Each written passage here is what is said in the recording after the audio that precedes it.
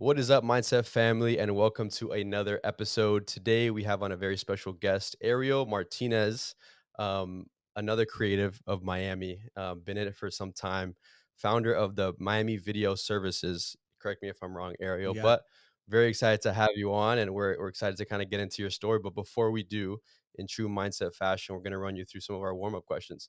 Awesome. Sounds good. Let's do it.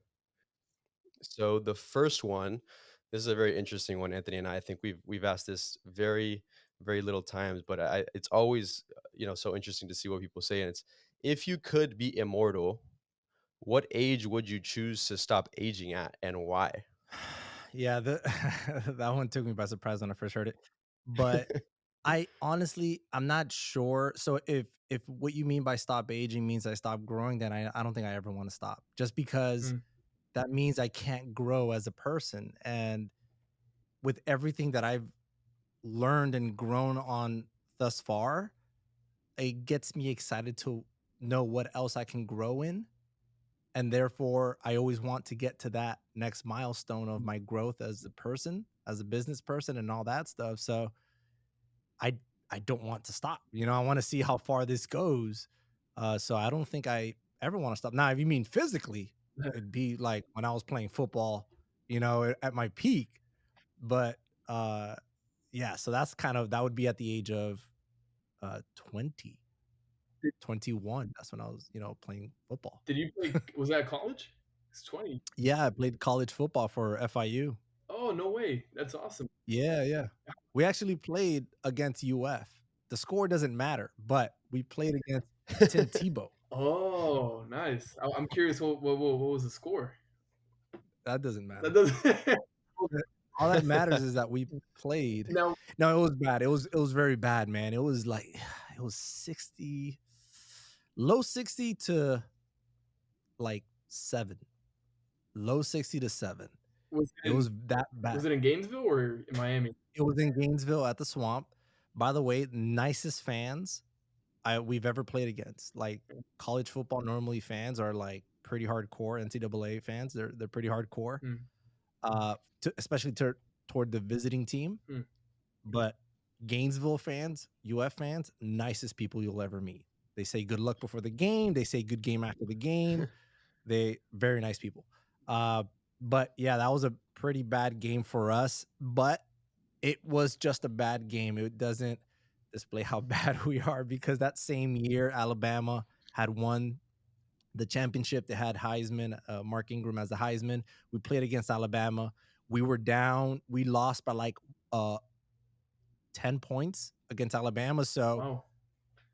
yeah, so it wasn't a bad season. It was just Yeah, a really bad game for yeah, us. yeah, and I was just talking kind of related, not really, but I was just talking to a friend, before we jumped on here about how when Mhm. FIU beat UM football not too long ago, a few years ago. Oh yeah, That was pretty cool. absolutely. I was there. You were there? Was it at that one? No, I'm sorry. I was at the one before that. But no, I remember that one because my wife attended UM. So that was a very happy day for me. Yeah, yeah, yep. You probably slept on Nice. the couch, I'm assuming. You Oh, no, no. you weren't allowed. Nothing like that, because I just I don't I'm not an in your face type of person, Yeah, but I proudly wore my Panthers there you apparel. go. Okay. Okay. Speaking of college football, I know you said that Gainesville had the nicest fans, but Anthony, I don't know what kind of school spirit you're repping right Oh now, because god. you're wearing I Notre know, right? Dame and I talking UF. I So wasn't going to say that, but I don't know where to go with that, but don't worry, we'll Yeah, blur it out in the video blurred out a portion. little bit. Completely forgot I was wearing a Notre Dame shirt, but, so bleep anyway, bleep it in Ariel, the I think audio. Ariel, I think you had a fantastic answer to that of, like, you never want to age, and I can see that. I can understand you totally of, like, you're just so excited for the future, you're Yeah. excited for what's to come. I bet you believe that you're so early in the game still, despite all the Oh my success you've gosh. had. So I feel you on that, Yeah. absolutely. Yeah, definitely. Yeah, as my business continues to grow, as I make more money, and like year over year, I can see my numbers and my profits and all that stuff growing. I'm like, man, this is nuts. So like I always want to, I'm excited to grow and see how I can get creative to grow my business, to expand, try other ventures, and I couldn't possibly do that if I stopped learning, if I stopped growing. And I'm constantly listening to audiobooks, reading books, and tapping into other sources of information to see how I can make that happen. So that's something where if I can't do that anymore, I feel like I'm done. Yeah. Yeah, I think aging is such a beautiful thing, right? And I feel like the generation that we're currently in kind of takes it to a whole other level where we're like, dang, like I can't wait to get to that next Yeah. level. Or I can't wait to mature and to learn that, or I can't wait to, speak to someone that knows so much more than me so I can learn that information where, not to speak for others, but I feel like for people in older generations that might have been more of a stigma or more Mhm. intimidating, and that they're like, "Oh, 30, it's downhill from here." And I'm like, honestly, the 30 is like the new 20, Yeah. right? It's like you're just getting started. It's crazy how long Yeah. life is when you really put it into perspective. But I love that answer. And as we move on to warm up question number two, this is another Right. interesting one. I'm not sure how big you are on morning routines, the way you structure your Right. day, but if you could eliminate one thing from your daily routine, what would it be and why? Um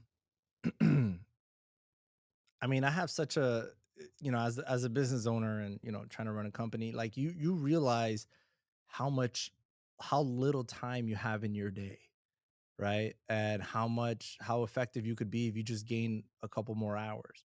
So I think it would literally be driving, right? Obviously I can't do that because I got to get from point A to point B, but if I could accumulate all the time that I spent driving at the end of the week, let's say, how I could be so much more productive at work, either whether it's around the house or at the office, working on marketing material, things like that. Um, so it's I understand why now big entrepreneurs have drivers Mhm, because you could get stuff done while you're in the car. Now, I do a little bit now. I make a lot of phone calls when I'm on the if I'm not listening to a pod. I never By the way, I never listen to music. I always either listening to a podcast, listening to an audiobook, or I'm making phone calls that I need to make, right? While I'm driving. But I mean, that's the best way I could be productive while driving. But if I could take all that time that I spent driving, man, there's just so much more I can do. Uh, but yeah, I mean, imagine you get all that time. There's a reason why. So I work out. I try to keep a relatively good workout regimen, but I don't go to gyms anymore. I have a gym 10 minutes away from me, maybe less. But even that time, I don't wanna lose, So I wanna be able to work out the moment I step out of my door. So most of the time I'm running to the park, doing a workout there, and coming back, because I wanna make most out of all my time. And driving to the gym and back just doesn't cut it for me, like it's a waste. That's 20 minutes that I 20 or 30 minutes I've given away. mm. So it's just yeah, so just for me, it would be driving, but I can't get rid of that. Such for now until you get a driver. Because I Yeah, until I for get a now, driver. until you're like the Ryan Serhant or the Gary V's that have somebody following them around with, I mean, with a if camera and the whole shazam, which is gonna happen for you. I feel it. But man, you're just oh, doing us with man. all the right answers. I mean, I was gonna say something silly, but like driving is such a good one. Um, but you know, so you said something interesting that you listen to podcasts or Mhm. audiobooks more Yeah, than you do music. Uh, if someone were to come to you and say, Ariel, look, man, I'm music. I listen to music. Can't convince me otherwise. I'm not really all for the whole podcast thing. I don't really see the value in that. What would you say to convince that person to see the value in listening to podcasts rather than right. listening to music? I mean, I don't think it's my job to convince anyone of anything. I think they have to want it, right? So, the only thing I would say, and this is if somebody was to tell me, "Hey, how did you get to where you are?" Or "How can I get to this certain stage in my career or business?" I'm like, "Listen, stop with all the Netflix series. Not that they're bad, but stop wasting your time doing all these things and dedicate to that. if you don't know where to go, find out where to go. Read a book, even YouTube, look it up on YouTube, like, research it, learn it. Uh, I think if you want, again, not that music is bad, I just, in kind of my state of mind and running my business, like, I wanna know and find out how to do it better. How can I make the best use of my time?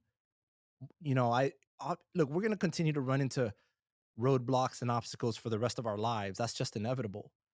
But how can I run into less of them, throughout my journey? Right. So I want to learn from the people that have been there and done that before. And basically, so I guess to answer your question, what I'm telling you right now is if you want to learn something, learn it. But if you choose to listen to music, that's great. And I'm sure that you'll enjoy it. And, listen, I enjoy listening to music too, but I can't I can't help but feel that I'm missing out on something, you know? Like it's like an itch that I want to learn something else. My wife tells me all the time because I love, now for some reason I'm like really into history, like American history, and like I'm super into like museums and all that stuff. I love learning that stuff. It has to, and mind you, I was not a very studious person when I was in school. I didn't study, I didn't do good in school, none of that. All this is just materializing now in this point of my life. Again, I was a sports jock. I was your very typical sports jock, and I didn't none of this was interesting to me. It wasn't until I had a fire lit under me where I had to provide for myself and really start working at all this stuff where, I started kind of analyzing everything little by little, and there was not one moment where I decided I'm going to be this way now. It's just throughout the years of working and building my business and trying to learn new things. I truly enjoy what I do. I love what I do. Um, and I want to learn how to do it better, and let's not kid ourselves. It's always about the money. Like, it's always about making more money, and not that you can't be a nice person, not that you can't do things for free or whatever. But at the end of the day, like, that's the end goal, is to work to get a check. So in my particular position, I need to work. The harder I work, the bigger that check is. So that's kind of where I'm at. So I know it's a very long-winded answer to your question, but at the end of the day, it's I mean, I do it for a specific reason. Now, if I need to disconnect and not think about work, I do that too. I need a time of relaxation or whatever, I'll put on music. That's an easy one for me. But if I need to learn, I need to learn. So it's really what your goal is and what, that person um uh wants to accomplish in life. So that's kind of, yeah, where Yeah. I'm at. I think that's so true, and you said something earlier on too, it's like you don't need to convince anyone to learn something if they don't want to. Like, that's what a lot of people find themselves where they're trying to convince their friends or their parents are trying to convince their kids, "Hey, you should do this," but, fact of the matter is if they don't Yeah. want it, and if they don't want it for themselves, they're not gonna find a way.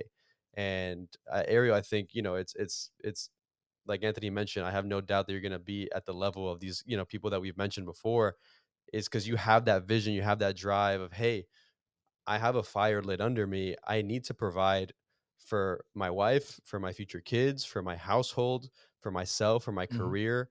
And no one's the difference between you and 9 to 5 employee. Nothing against them, but they have someone telling them what to Right. do, and they're just clocking in and out. Unfortunately, depending on the way you wanna take it, entrepreneurs don't necessarily have a clock in and Yeah. clock out, right? You're working 24 hours. Even if you're not in the Yeah. office, you're thinking about it. I know you are because I know I am, Yeah. right? And you're always thinking about it, and like you said, the harder you work is directly correlated with Yeah. how much money you make or how much you can provide. So, I think that's such a huge lesson for a lot of young entrepreneurs because everyone wants to put entrepreneur in their Instagram bio, but they don't know, the work and the sacrifice and the hours that Yeah. it takes to kind of get that title and really pursue it. But as we've kind of talked a little bit about what you do and what you've been up to these past few years and your entrepreneurial mindset, why don't you take us back to the point in your life where you're like, "Hey, like, this is what I'm gonna do." Like, was it after college, Right. after football season? Was it like, "Hey, like, I'm gonna be an entrepreneur." When did you fall in love with video? Yeah. Like, what like, take us back to that moment, 'cause Yeah. I'm always interested. Because looking back on my life, I know it's been, like, such a culmination of events. So just take us back a little bit to see, like, what led you to where you are today. Yeah. So it's very interesting because I never thought I'd be an entrepreneur. I never thought I'd be a business owner. We're raised in school, and I'm sure you guys experience this too, to work for a company. No one ever taught you in school to start your own business. Nobody ever did that. Um, so yeah, I was playing football in what was it 2010. I got injured. Wasn't the end of my football career, but I did have some time of recovery. So it was a 7 month recovery. In that 7 months, I picked up a laptop. I had a girlfriend a girlfriend at the time, and I started editing. She played for the volleyball team at the time. I did her highlight video, and I had a lot of fun just editing it. It was really cool. Meanwhile, while I'm in bed rest, recovering from my leg injury, um, and I loved it. So I started doing videos. I did it for another teammate that he wanted a highlight video. Then I started doing videos. I attend my church fluently, so uh, I started doing videos for the church, for my church, and I love doing videos. So I kept doing videos. I recovered. I came back. I kept playing. Um, I graduated from college. I kept doing videos for my church. For my goal was to go into law enforcement, go into federal law enforcement, and that was my path. I got my degree in criminal justice. And then as I that was becoming very tough to do because we didn't have money, and I couldn't even pay to go into the academy to get become a police officer. And one of my buddies, one of my best friends, he told me, "Well, why don't you just start doing videos for money?" And I said, I've never thought about that. Never did it ever cross my mind. At that point, I was already all over YouTube, learning as much as I possibly could, just nonstop, learning the art of filmmaking and video production and all that stuff. I was just loving it. So you didn't have to tell me to do that. And then my buddy said, just start doing it for money or whatever. Um, so I that's kind of what I did. I got I spoke to my pastor, which, my mentor, and he said, that's a phenomenal idea. Try that, and he even helped me get started. And I started a business. My dad at the time thought that I shouldn't have done that, that I should have, I got my degree in criminal justice and you should stick with that. But that's a very, I didn't know this at the time, but, now thinking about it, that's a very mainstream sort of old school way of thinking. You have to go to college, you have to get your degree, and you have to go to work using that degree because that's the order of things. Um, and at the time, I was still living with my parents, and that's it was easier for me because I didn't have too many bills or whatever. So I gave it a try, and man, I loved it. It wasn't easy, we didn't, but I just kept at it. I kept at it. I kept learning, and I kept growing from there. But never in my growth. Even when I started the business, I'm like, all right, I'm a business owner, I guess, and I'm just charging people for my services, not knowing what to charge, not knowing if this is a good rate or bad rate, not knowing anything. I just kept at it, and until I learned it, until I talked to people that knew about it, and and then I started getting different ideas cross my mind, and like, let me try this, let me try Yeah. that, and I just kept at it. Yeah. Ariel, let me ask you there. And not that this is like the holy grail and that this is the right way, but something that popped into my mind while you were talking. Again, Gabe shares a very similar story of yours, of like just Yeah. hustling, just finding out a way. You find something you like, you pick up the camera, just for fun, and then now you both have a business in digital creation. It's so awesome. It's really awesome. Eric Yeah. Thomas, he doesn't know it, but he's one of my mentors. It's all right. One day Okay. he'll know. He said that when he gives speaking gigs, because right, that's his thing. He's a motivational speaker. He goes to schools, Yeah. corporate, and gives talks. He said he does one of two things, but never the middle. He either charges a full amount, 20,000 for an hour, you can afford it or you can't, or he does it for free. But he never gives a discount. He says, "Look, I'm worth 20 grand an hour. If Coca Cola can afford it, fantastic. I'll be there. I'll give it my all. But I will never give Coca Cola. I'll never do it for 15. It's not in my DNA to give a discount because I know my worth. I know what I'm worth, and I guess that kind of comes to when you reach a certain level, maybe because he's at the one of the top motivational speakers. But I don't know why, but I kind of wanted just to get your perspective on that, on how you feel about that, and maybe if I can kind Mhm. of throw in there too, how you feel about working for free, right? Because I know a lot of young people listening to Sure. this right now, they're kind of torn. Me being one of them, of like, this really great opportunity, but I really want to make money. But man, this is a great opportunity. I don't know which Right. way to go. So I know that was a whole lot that I threw at you, Ariel, but if you Yeah. could No. No. No. walk me through your mindset with what I just said. Yeah. So with regards to what Eric Thomas said about never giving a discount, I'm just gonna tell you straight up, I always do things for less money. Always. Um and the reason why I do that is because I'm constantly establishing my position in the market. So I'm kind of in between right now, like the way, so as I continue to analyze my market and my local market, really, I'm trying to squeeze into a niche and a piece of the market that I feel that has not been explored yet. So my target market, when they're looking for video production, you have your freelancers and then you have your high-end production companies. I'm trying to squeeze in and get everything in the middle, right? So I'm not a freelancer, but I'm not going to charge, 20, $30,000 for a production. But there's no reason why I can't go in the middle there. So my goal is to, and here's the thing, video production, so Eric Thomas is talking about hourly rate, right? And I understand that, but video production is very unique in the sense that not every production, actually, none of the productions are the same. They're very different, right? So when I Yeah. charge for video production, we're talking different levels of cameras that you can uh, rent from me. Talking different levels of lighting, the lighting kit, the lens kit, the audio kit, the gaffers, the people that are actually doing the job. So we could get so creative and flexible with our pricing to fit your needs. You get what I'm saying? So as I explore that, I'm like, all right, so if you cannot hire an audio person for $1,400 for the day because you don't have an added $1,400 to add to this already big budget, hell, I know audio or I know somebody that can handle audio. It's not going to be for free, but it's not going to be $1,400. You get me? So I can kind of facilitate that. At the same time, it's not going to be with an audio guy that, a fully seasoned audio guy. We have some audio equipment, we can handle it, and it's still going to sound good. You get me? So it's just one of those things where you can get very creative. Now, if we're talking about post production, now that's something we could put an hourly rate to.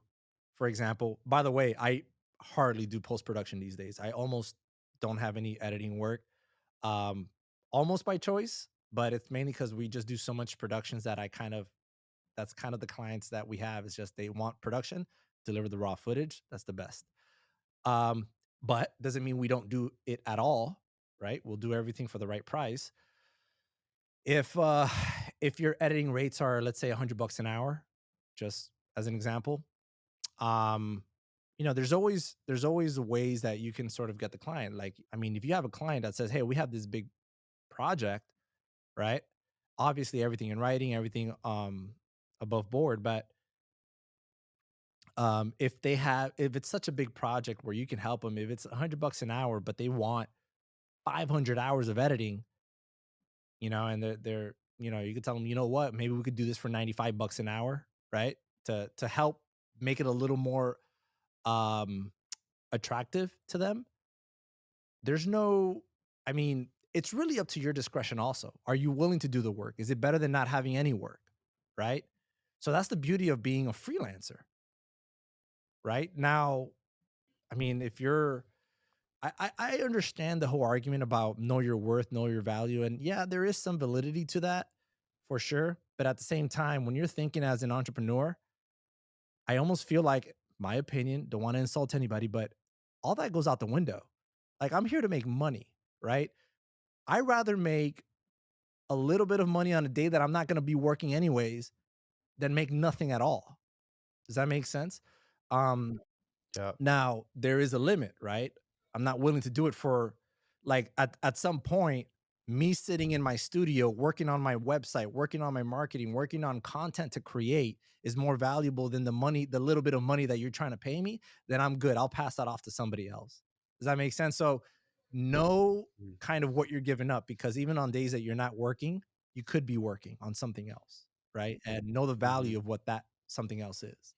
So those are the things, like you could get so creative with that, and really, it's up to your discretion as a freelancer, as an entrepreneur. You know, it's up to really up to your discretion and the services that you provide, and it's really, do you want to make money at all? You know, so Yeah. Ariel, I can't tell you how many times when I'm sending out an invoice or an estimate and I put a line item, right, for a yeah, gaffer, sound guy, audio, and like you said, I'm that person. And it's because at the end of the day, our rates are our rates, but they're always in a way sure, negotiable, or the opportunity cost, like you mentioned, might be greater for us to miss out on a project if it's not worth our hmm, time, if we're going to be, focusing on marketing or creating our own content to promote our business. So I couldn't agree with you more. And I know, again, like we mentioned, a lot of freelancers and gig workers and people out there in the creative community over COVID, I'm sure, people on TikTok and IG Reels have been just blowing up with videography and passion projects, and all of that stuff is great. And I, for one, have in a way kind of built somewhat of my career off of free work or passion projects just because I had the opportunity to. Like you mentioned, I was doing stuff kind of for fun. It wasn't even for work. It wasn't even considered my job hmm, until I'm like, well, okay, I think I might be able to get paid for this, or I can build a brand or a company around this and build a yeah, team around it, even if I'm not the one doing the work. Because I'll be honest, I'm more of a jack of all trades, but I have a cinematographer that is, one of the, I consider one of the best in Miami. And then, the sound guys and freelancers that are all under contractors under other companies, and I'm sure you kind of work in the same hmm, way, where you kind of have a hand in the entire business, but at the end of the day your main role is building your company and taking care of that bottom sure, line. So I think that definitely goes to show, the difference between when you're kind of starting out in your hmm, career, between, okay, like I need to make this sustainable, because everyone can yeah, start, right? Everyone can start a brand, everyone can start an Instagram, everyone can file the LLC, but how much longer are you going to sustain yeah, that and actually live off of it and make it an income that can be livable, yeah. which isn't easy nowadays, especially living in Miami. So Yeah, I think that there's a different type of mindset when it's an entrepreneur versus an artist, right? So what Eric Thomas said is more of a sort of an artist mindset, right? Not that it's not, the work is worth it, right? But you're in it to be profitable, right? So, for example, if I'm the one trying to hire somebody that just won't go below a certain rate. And this has happened. I have audio guys that, I love them. They're great. They're awesome, but I don't call them anymore because they're too damn expensive. And I need to make money on top of that. So, no disrespect, but I need to do what's profitable for me. Right. So, and I know that just about all my shoots, I need audio. So I've invested in my own gear, and I call the people that know how to use my gear, and I can pocket more of the money. So mm, that's an entrepreneur mindset, right? So trying to see how much money you can squeeze out of it. And again, I don't want to cheat anybody. I absolutely respect your work, respect your art. Uh it's just the cost of doing mm, business. Like I'm trying to build a company in a way that is profitable for myself. And if you're not willing to work with me or give me that rate, hey, don't get me, like, I hated getting paid less when I was had the mindset of a freelancer and trying to make as much money and whatever. I hated doing jobs for less than what I was usually charging. It mm, sucks. It's not fun, right? but it's still work, I guess, and I agreed to it. But as but those are learning experiences. That's now I'm the person hiring the people for the rate that I used to hate, kind of, you know. But at the same time, I've almost never not said no. I've almost never, yeah, not said no when they ask me for a little bit more, right? So I'm always flexible. Mm, You know, if I offer them 600, hey, can you do 650? I'm like, all right, let's do 650, right? So that's not a problem for me. mm, So I'm not greedy either. I just put a profit margin. If they want to go for it, great. At this point, I already have my kind of crew that I mostly work with a lot, um, and always, always growing still. But it's just one of those things where I'm building a business, mm, so that's kind of where I got to be. And um, to the question of, do I still do free work? Yes, I do free work all the time. I still do stuff for my church, by the way. mm, Big productions for my church all the time. I've never sent my church an invoice ever. They've never paid me for anything. I don't want them to. It's more of a conviction on me. Highly respectful of my church. I'm a huge believer, and I wouldn't have anything I have without the Lord. So that's kind of where I'm at. But um, I always take it as an opportunity to grow, to learn, to get as creative as I want to. Like those are the funnest shoots, the ones that I do for my church, and it's just with all the people that I love, and we could do stuff like that and just have fun with it. mm. Uh, and if it's not the church, if it's something that I'm doing for free, it's always on my terms. Right, right, They make no right. terms. So Wow. yeah. Gosh, Ariel, man, you have such a my brain is confused because I'm looking at you and you're so young, but you're talking like you have 30 years of experience. It's crazy, man. You have such a dominion over your work, man. I can tell like this is something you care deeply about. You know, the people you work with, you care Yeah. deeply about. You're a man of faith. I mean, you're just and I think you would agree you're not perfect by any means, but it's just you just have such No. a grasp around what you're doing. It's really incredible at such a young age. So kudos to you. But as we kind of wrap up here, and I can keep going for Gabe had to text me to kind of Yeah. we got to wrap up because I can keep going for 2 more hours with you, Ariel. But Yeah. Yeah. it, I guess the question and what everybody that listens to this podcast always really benefits from is always when we ask our guests what's a secret, like what is it, right? Mhm. We hear you, we know how successful you are, we kind of know a little bit of your journey and the hardships that you came from and the struggles you've gone through, but what's the Mhm. secret? Like if you can sum it up in 2 minutes, right? 1 to 2 minutes, like what is it, right? We see you now, but we weren't there with you when we were walking through your shoes. So what's the secret? Man, as I think about it now, I don't think I've ever been asked that question. Um, it's you have to go through the grind. Mm, You have to go through the grind. It's wanting it that bad. And here's the thing, I don't have mm, goals. I really don't. I always want to improve. And you make it a lifestyle. So when people ask me about losing weight or whatever, don't have a target weight. Make it a lifestyle. Don't if you weigh 230 pounds and you say you want to get down to 180, like no, don't have a target, because once you get down to 180, what are you going to do then? That's it. You've achieved your goal. What else do you have? You have to make it a lifestyle. I can't I itch if I'm sitting on my couch at the house watching something. Not to say that you can't enjoy it. Again, you need breaks sometimes. I take breaks all the I play golf now. I picked up golf. It's such a great like separation from work because it takes a toll on my mind. But you need that break, but make it a lifestyle. If I'm listening to music in the car sometimes, I'm like, what am I missing out on? Like, man, like, what's the latest episode on all these podcasts that I listen to? Is there another audiobook out there that I just don't have, like make it a lifestyle and don't make it a goal, I guess, and that's kind of like how you have to see it. What else you can improve on? Always try to find the new opportunities. So I get a special request that requires unique equipment that I know how to use, but I've never been asked for it. My first thought is this something that I can resell? Is this something that clients are going to be asking for now? Because I don't rent equipment. I buy equipment and rent it out and pocket the rental fee. Right. So that's kind of how I always build. Um, and so always looking for other opportunities to grow your business and be more profitable. Um, what's the newest, what's the latest thing out there? What can save me time? How can I work efficiently? And that's something that's another thing that's big for me. It's efficiency.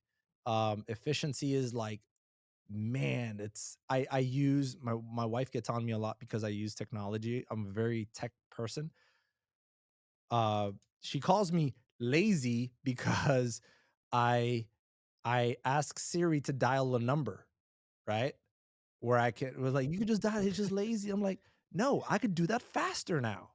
Like, I could just tell her, "Dial this number." It's faster than me opening the app, dialing the number one by one, like, just dial the number. I tell Siri, "Set the alarm at this time," you know? And I don't anything that I could do with my voice, I do it, right? Because Yeah. make notes. It's faster, it's efficient. I can move on from that task and go to the next one and just save as much time, squeeze as much time as possible out of your day. And again, just I guess I would say that just I guess make it a lifestyle. Now, personally, my secret is the Lord. Like for real, that separates me from I think a lot of people is that I spend time with the Lord and I give all of my accomplishments to him, right? Mm, I read my Bible and I tried to better myself spiritually and and seeking Jesus for me is really like the pinnacle for me personally, right? And that is part yeah. of my lifestyle as well. So that's kind of um sort of where I'm at with that. Yeah. No, Yeah. amen. I think I'm on the same wavelength with you on all of that too. And especially as a man of faith, I wouldn't imagine doing what I'm doing. Or I kind of put myself in other people's Yeah. shoes. I'm like, how are you doing that without Yeah. faith?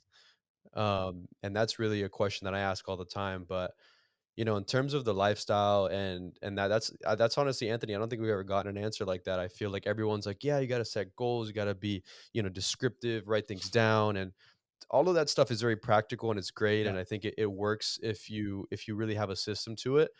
But I can't tell you, I really appreciated your answer because I think it's so valuable because it's Yeah. true. Like, I know for me, I've been able to, I've achieved a goal, and then I don't know what to do Yeah. after that. I'm like, "Okay, like, do I Yeah. set another one?" Like, what if, I didn't really like, for example, I ran a half marathon for the first time about 2 weeks ago, Oh, and I was training congrats. for Thank you, man, and I don't take it lightly. It was something that I really wanted to Yeah. achieve, but I haven't ran since then, Okay. and it's because I set the goal to run the Yeah. half marathon. I trained for 12 weeks Sure. before that. I probably ran 20 miles a Yeah. week, but I haven't ran since, and I think that's a perfect example and a Yeah. testament to what you're saying. Because if I had set running as a Yeah. lifestyle, not so much, "Hey, I'm gonna accomplish this," and then forget about it, I would have been running, 3, 4, 5 Mhm. miles a day or whatever it is to kinda keep that regimen alive, but I've slacked on Yeah. myself, and, I think that's a great example and a great, way to put these in perspective, because it's so true. Yeah. No, absolutely. That's the more I grow with my business, the more I see how easy it is to reach milestones, right? Like, Mm, never did I think, I started at my house like most of us, but I'm like, do I need a studio? Do I need an office? Do I, who am I going to hire an employee? And from 1 month to the next, I get an office, I get a full time employee, and then I run out of space because I have so much equipment. So I have to get in the same office building. I get another office just for storage on the space. And I'm like, this is nuts. This is nuts. Like never did I think as I stop and reflect and am so appreciative of where I'm at. I'm like, how the heck is this happening? There was a time where I started my business and didn't think that, my first jobs that I got, I was editing seven, I think it was like 2 3 minute videos for like $600. And that was like, to me, that was a lot when I first started. But Yeah. uh, and it took days, man. It Yeah. took a while. But uh, dude, and never did I think I would have literally a fraction of what I have. Mm, And if I would have set a goal of just doing it for money and whatnot, like I accomplished that a long time mm, ago. That's why when you ask me when do I stop aging, I'm like, no, I want to see where this ends, mm, man. Like I want to see how far I can go. I never want to yeah. stop. Yeah. And Wow. so, and again, there was a grind, man. There was a moment where, man, my car broke down. We had two cars in the house. Both of them broke down.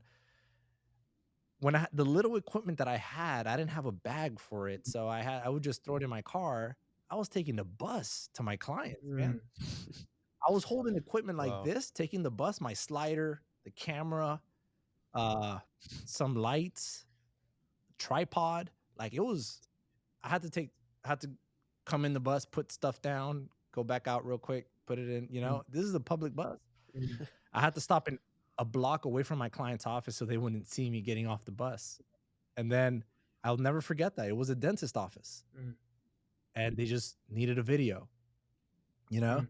mm, Um, you have Wow. to go through a grind to kind of I pass by that office all the time. I see that bus stop all the time and it's always a reminder, mm. like, man, where the Lord has taken me and how far can I go with this? So it's Mm. God, yeah, I don't even know where we started there. I think it was the lifestyle thing, Ariel, but I don't, it, man, I don't even think you would want it any other way. Correct me if I'm wrong, but when you remember that when you start reaching success consistently, and then you yeah, remember like where you came from, and you get these questions that really make you think of like, man, what was it yeah, like? 'Cause I kind of forgot what, and you remember the bus, the this, the late hour. I mean, the missing parties. When you remember the struggle, man, yeah, I think that to you, and you could, cause I'm speaking for you, so correct me if I'm wrong, but those yeah, moments yeah. make your success taste better if it were easy. Oh, oh, come on. Yeah, you don't appreciate what you have unless you've worked for Mm, it. You can't. How 100%. could you? yeah. How could you? I have in a little side story on what I just said. I played football for FIU. It was great. We won conference. We were conference champs 2 years in a row. We went to bowl games. We won bowl games. We got a nice championship ring in the bowl game. I had after I graduated, we were doing this football tournament in Texas, my church and whatnot, and they had a football tournament, and it was tough. They had some great players. Texas makes some good football players, but Yeah. these were like church players and whatnot. But that first year, man, we went out there. We were ready. We lost the very first game. Then we went undefeated, and then at the end, because of the way they had structured it, we had to win this. That same team that we lost to, they were hosting they were hosting the tournament. We had to beat them twice in a row in order to claim the championship because we had lost to them before. Mm. And this was the following day. We were already sore from playing all these games and whatnot. It was the hardest. It was misty. It was muddy. It was down and dirty, gritty. Like we beat them twice. That victory was sweeter than anything I ever won at FIU. And I'm talking, we got a ring and everything because of how hard we had to push ourselves to get it, right? So, Yeah. yeah, you have to think about that stuff. You have to think about that stuff because that's what's going to keep you going. Like anything that's given to you, it's just not worth it. It's absolutely not worth it.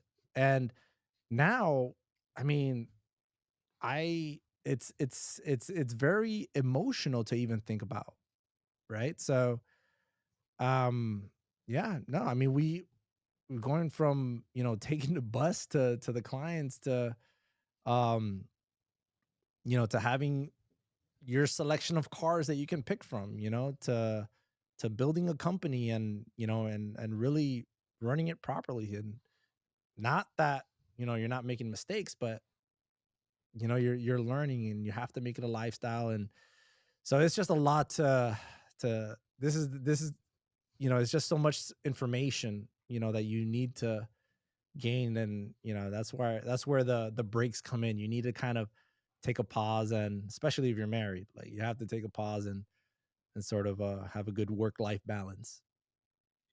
Yeah.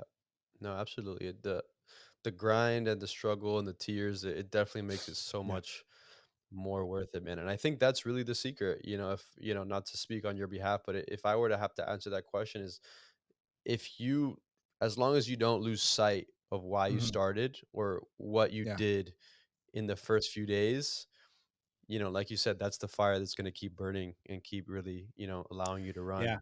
But And you know what? I would even just take it uh, uh, another side answer to sort of the secret is you have to love it.